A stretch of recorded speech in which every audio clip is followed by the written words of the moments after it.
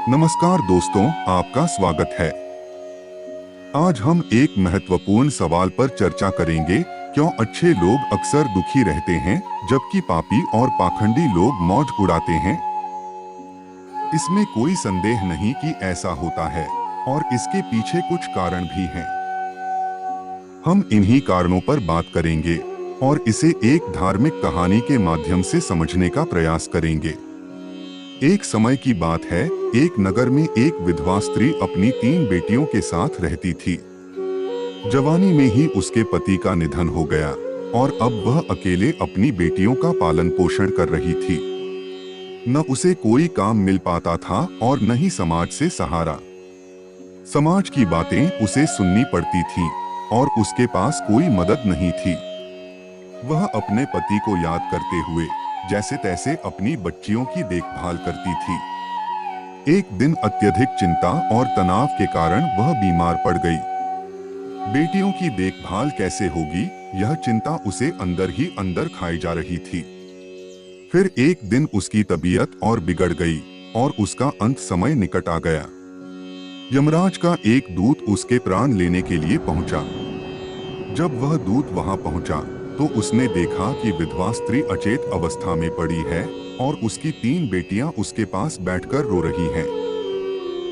यह दृश्य देखकर यमदूत को बहुत दया आई और वह सोचने लगा कि अगर वह इस स्त्री के प्राण लेकर चला गया तो ये बेसहारा बच्चियां किसके सहारे जिएंगी। काफी विचार करने के बाद यमदूत बिना उसके प्राण लिए ही यमलोक लौट गया। यमराज ने उससे पूछा कि वह खाली हाथ क्यों लौटा है। यमदूत ने उत्तर दिया, स्वामी, मुझे उस स्त्री की मासूम बच्चियों का दुख देखा नहीं गया। यदि मैं उसके प्राण लेकर आता तो उन बच्चियों का क्या होता? मनुष्य तो स्वार्थी और मतलबी हैं, शायद ही कोई उनकी मदद करता। इसलिए मैंने उस स्त्री के प्राण नहीं लिए। इस कहानी के माध्यम से हमें यह समझ आता है कि अच्छे लोग दुखी होते हैं क्योंकि वे अपने कर्तव्यों, अपनी जिम्मेदारियों और दूसरों के दुख को समझते हैं, जबकि पाखंडी लोग केवल अपनी खुशी के पीछे भागते हैं। यमदूत ने कहा, हे धर्मराज, मेरी आपसे प्रार्थना है कि आप उस विधवा स्त्री को कुछ समय का जीवन दान दें ताकि वह अपनी बच्चियों को पाल पोस कर बड़ा कर सके। यमदूत की इस प्रार्थना को सुनकर धर्मराज बोले, हे दूत, इस संसार के सभी प्राणियों की मृत्यु उनके निश्चित समय पर होती है। न कोई किसी की आयु घटा सकता है और न कोई उसे बढ़ा सकता है। न तुम किसी को जीवन दे सकते हो, न ही समय से पहले किसी के प्राण ले सकते हो। जो भाग्य में लिखा होता है वही उचित होता है। तुम किसी के भाग्य को बदल नहीं सकते। आज तुमने सृष्टि के नियमों का उल्लंघन किया है और यह एक बड़ा अपराध है। इसलिए तुम्हें इसका दंड अवश्य भोगना पड़ेगा। जाओ, अब तुम पृथ्वी लोक पर मनुष्य के रूप में जन्म लो और अपने अपराध का प्रायश्चित करो। यह सुनकर यमदूत ने पूछा, हे प्रभु, धरती लोक पर मेरा उद्धार कब होगा और कैसे होगा? धर्मराज ने उत्तर दिया, हे दूत, धरती पर जब तुम 3 बार अपनी मूर्खता पर खिलखिलाकर हंसोगे तभी तुम्हारा उद्धार होगा। इतना कहकर धर्मराज ने यमदूत को पृथ्वी पर भेज दिया। यमदूत मनुष्य रूप में जन्म लेकर नग्न अवस्था में एक सड़क के किनारे ठंड में पड़ा हुआ था, क्योंकि मृत्यु लोक का एक नियम है कि जब कोई मनुष्य जन्म लेता है तो वह नग्न ही आता है। उसी समय एक मोची उस रास्ते से गुजर रहा था जो ठंड से बचने के लिए अपने बच्चों के लिए कपड़े लेने जा रहा था। उसने नग्न अवस्था में ठंड से कांपते हुए यमदूत को देखा और उसे दया आ गई। उसने अपने बच्चों के लिए कपड़े नहीं खरीदे बल्कि उस यमदूत के लिए कपड़े और कंबल खरीद दिए।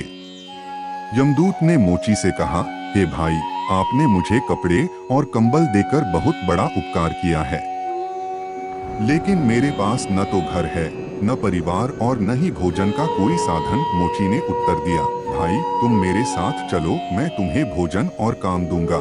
फिर वह यमदूत को अपने घर ले आया। जब मोची की पत्नी ने देखा कि उसका पति बच्चों के लिए कपड़े लाने गया था लेकिन खाली हाथ लौटा और साथ में एक अनजान व्यक्ति को घर लेकर आया है, तो वह गुस्से में भर गई। उसने अपने पति से झगड़ा शुरू कर दिया और भला बुरा कहने लगी। यह देख यमदूत जोर जोर से हंस पड़ा। मोची ने पूछा, भाई तुम क्यों हंस रहे हो? ऐसा क्या देख लिया है? यमदूत ने कहा, भाई मेरी हंसी का कारण अभी मैं नहीं बता सकता, पर समय आने पर जरूर बताऊंगा। इसके बाद यमदूत मोची के घर रहने लगा और उसके काम में हाथ बंटाने लगा। उसने जूते बनाने की कला सीख ली और बहुत सुंदर जूते बनाने लगा। उसकी मेहनत से मोची के जूते और चप्पल पूरे राज्य में मशहूर हो गए। यहाँ तक कि राजा महाराजा भी मोची के जूते बनवाने लगे और मोची बहुत धनवान हो गया। जब से वह यमदूत मोची के घर पर आया था, तब से मोची की किस्मत बदल गई थी। उसके घर में धन की कोई कमी नहीं रही। फिर एक दिन अचानक राजा का एक सैनिक मोची के पास आया और उसे चमड़ा देते हुए बोला, देखो मोची, हमारे महाराज इसी खास चमड़े से बने जूते पहनना चाहते हैं। यह बहुत कीमती चमड़ा है, इसलिए इससे एक जोड़ी अच्छे जूते बनाकर दो। ध्यान रखना, चमड़ा बिल्कुल खराब नहीं होना चाहिए। सैनिक यह कहकर चला गया। मोची ने यमदूत को समझाते हुए कहा, देखो यह महाराज के जूते हैं, इसमें कोई गलती मत करना, क्योंकि यह चमड़ा बहुत कीमती है। अगर तुम गलती से चप्पल बना दोगे तो राजा बहुत गुस्सा हो जाएंगे और हमें सख्त सजा मिल सकती है। मोची के बार बार समझाने के बावजूद यमदूत ने जानबूझकर उस चमड़े से चप्पल बना दी। जब मोची ने चप्पल देखी तो उसके होश उड़ गए। वह घबराते हुए यमदूत को डांटने लगा और यहाँ तक कि डंडा लेकर उसे मारने के लिए दौड़ पड़ा। उसने कहा, अरे मूर्ख, तुझे कितनी बार समझाया था कि जूते बनाने हैं, लेकिन तूने चप्पल बना दी। अब राजा हमें नहीं छोड़ेगा, तू भी मरेगा और तेरे साथ मैं भी। हमारा पूरा परिवार बर्बाद हो जाएगा। मोची की घबराहट देखकर यमदूत जोर जोर से हंसने लगा। मोची ने गुस्से में कहा, अरे मूर्ख आदमी, सारा काम बिगाड़ दिया और अब हंस रहा है। यमदूत ने मुस्कुराते हुए कहा, वह देखो, राजा का सैनिक आ रहा है। सैनिक को देखकर मोची के हाथ पांव फूलने लगे। उसे चिंता सताने लगी कि अब सैनिक जूते मांगेगा तो क्या होगा। लेकिन जब सैनिक पास आया तो उसने कहा, हे मोची भाई, कल जो चमड़ा मैंने तुम्हें दिया था, उससे अब जूते मत बनाना, चप्पल ही बना देना, क्योंकि राजा साहब का देहांत हो गया है। यहाँ की प्रथा है कि मरने वाले व्यक्ति को चमड़े की चप्पल पहनाकर अंतिम क्रिया की जाती है। सैनिक की यह बात सुनकर मोची को ऐसा लगा जैसे मरे हुए शरीर में जान वापस आ गई हो। उसके हाथ से डंडा गिर गया और उसने तुरंत यमदूत के पैर पकड़ लिए और माफी मांगने लगा। यमदूत इस पूरी घटना पर जोर जोर से हंस रहा था। मोची ने पूछा, हे भाई, तुम क्यों हंस रहे हो? यमदूत ने जवाब दिया, समय आने पर मैं तुम्हें अपनी हंसी का कारण बता दूंगा।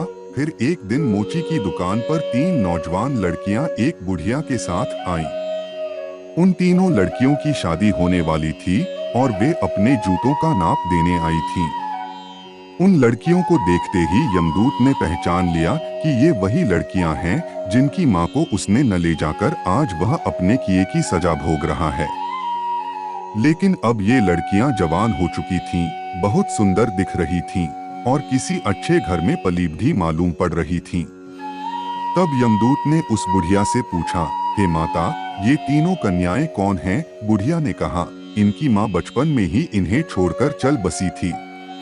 इनके पास कोई सहारा नहीं था, तो मैंने इन्हें अपने पास रख लिया। मेरे पास करोड़ों की दौलत है, लेकिन दुर्भाग्यवश मेरा कोई नहीं है। इसलिए मैंने इन्हें अपनी संतानों की तरह पाला पोसा, पढ़ाया लिखाया। आज इनकी शादी बहुत ऊंचे घराने में होने जा रही है। यह सुनकर यमदूत सोचने लगा कि परमात्मा जो भी करता है, अच्छा ही करता है। अगर उस समय इनकी मां नहीं मरी होती तो ये तीनों लड़कियां भयानक गरीबी और भुखमरी का सामना कर रही होती। पर अब ये बड़ी हो चुकी हैं और किसी अमीर परिवार की बहुएं बनने जा रही हैं। साथ ही इस बुढ़िया की करोड़ों की संपत्ति की मालकिन भी बन चुकी हैं। यह सोचकर यमदूत को अपनी पुरानी मूर्खता पर हंसी आ गई और वह जोर जोर से हंसने लगा। अब वह 3 बार हंस चुका था। यमदूत को हंसते देख मोची ने पूछा, हे भाई, अब तुम किस लिए हंस रहे हो? कृपया अपनी हंसी का रहस्य समझाओ। तब यमदूत ने कहा, हे भाई, अब मैं तुम्हें अपनी हंसी का कारण बताता हूँ। सुनो, मैं वास्तव में एक यमदूत हूँ। अभी जो 3 लड़कियां जूते का नाप देने आई थीं, जब ये छोटी थीं, तब इनकी मां मर गई थी। मैंने इन बच्चियों पर तरस खाकर उनकी मां के प्राण नहीं लिए और इसी कारण धर्मराज ने मुझे श्राप देकर धरती पर भेज दिया। मैं निर्वस्त्र एक सड़क के किनारे पड़ा था, तब तुमने मुझे अपने घर बुलाया। तुम्हारी पत्नी ने तब खूब गुस्सा किया था क्योंकि तुमने अपने बच्चों के कपड़ों के पैसों से मेरे लिए कंबल और कपड़े खरीद लिए थे। उस समय पहली बार मैंने तुम्हारी पत्नी को देखकर जोर से हंसी लगाई थी। तुम्हारी पत्नी उस खर्च से दुखी हो रही थी, लेकिन वह यह नहीं देख पा रही थी कि मेरे आने से तुम्हारे घर की किस्मत बदलने वाली थी। दूसरी बार मुझे हंसी तब आई जब तुम अपनी मूर्खता में मुझे डांट रहे थे क्योंकि मैंने राजा के जूतों की जगह चप्पल बना दी थी। तुम केवल राजा के जूतों के बारे में ही सोच रहे थे, लेकिन तुम्हें यह नहीं पता था कि राजा की मृत्यु हो चुकी है। पूरे गांव को यह खबर मिल चुकी थी, पर तुम्हारा ध्यान सिर्फ जूतों पर ही था। हम अक्सर वही देखकर हर्षित होते हैं जो हमारी आंखों के सामने होता है, लेकिन वह नहीं देख पाते जो दिखाई नहीं देता। कई बार परमात्मा हमारे भले के लिए कुछ बुरा करते हैं, लेकिन हम उस बुरे को देखकर ही उन्हें दोष देने लगते हैं। हम यह नहीं देख पाते कि भविष्य में हमारे साथ क्या अच्छा होने वाला है। कभी कभी हमारे साथ अच्छा होता है, लेकिन भविष्य में बुरा घटित हो जाता है और हम उसे पहले से नहीं देख पाते। हर घटना के साथ अच्छे या बुरे परिणाम जुड़े हो सकते हैं। इसलिए हमें हर घटना को समय की योजना समझकर स्वीकार करना चाहिए। अब मैं तुम्हें यह बताता हूँ कि अच्छे लोग दुखी क्यों रहते हैं। इसके 2 कारण होते हैं। पहला, अच्छे लोगों के साथ बुरा इसलिए होता है क्योंकि भविष्य में उनके साथ कुछ बहुत अच्छा होने वाला होता है। दूसरा कारण यह है कि जब मनुष्य के साथ बुरा होता है तो वह ईश्वर के पास जाता है, ईश्वर का नाम स्मरण करता है, जिससे उसके सभी पाप और दोष मिटने लगते हैं।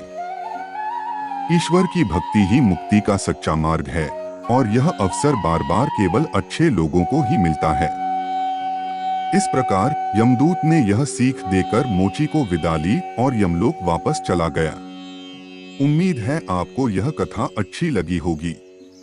वीडियो को लाइक जरूर करें और कमेंट में जय श्री कृष्ण लिखें। साथ ही चैनल को सब्सक्राइब करें ताकि आपको ऐसी ही आध्यात्मिक जानकारियां मिलती रहें। अगले वीडियो में फिर मिलते हैं। धन्यवाद।